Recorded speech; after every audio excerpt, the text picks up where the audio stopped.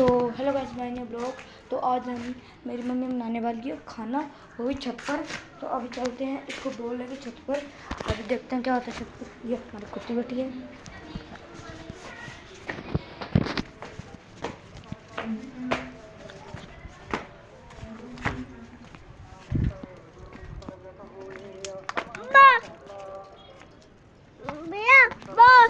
हाँ वो रिया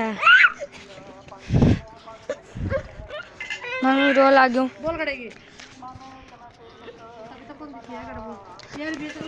देखो ये सब्जी बना ली है, तड़का ये रहा, यहाँ पर तड़का लग रहा अभी।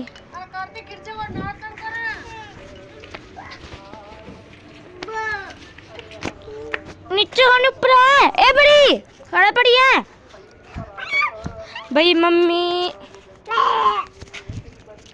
ए मम्मी ए मम्मी